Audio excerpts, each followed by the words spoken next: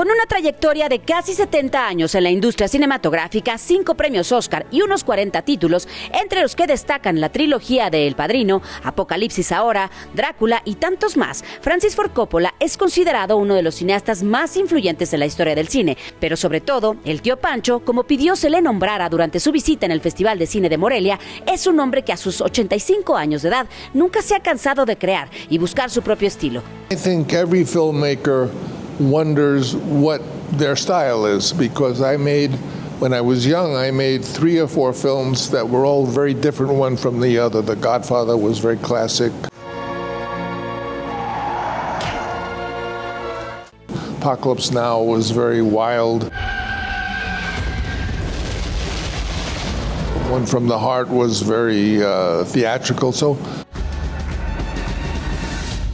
with all those different styles, I began to wonder, well, what is my style? Will I ever discover that I have a style? And in fact, after I made the film John Grisham's The Rainmaker, I thought I was taking 10 years off to just teach myself more about movies and cinema. Turned out to be more like 14 years off, and I didn't do a professional movie. Are you scared? Yeah. And over that time, I evolved a lot of thoughts, and I kept notebooks of possible things that might be my style. I didn't know. I've read that I was working on Megalopolis for 40 years. That's not true.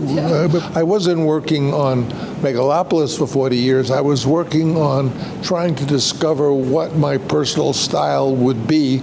And when I did, of course, I realized that the film business had changed. It had moved much more towards the idea that you should make movies that have no risk.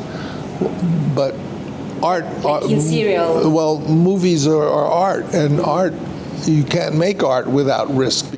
Do you think this problem that the industry has right now has had to be with the streaming, the explosion of the streaming, the AI? I think seeing a film at home is a different experience, and not what the great tradition of human theater and cinema is, which is to enjoy a film with a big audience.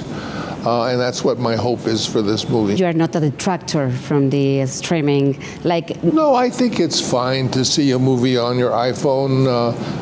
I guess if you're in the subway or waiting on a bus. I mean, I don't believe in limiting anybody anything, but if you want a real experience, as I remember having as a young person, when I saw, for example, Lawrence of Arabia, and I don't want the young people of the future to not have that joyous experience.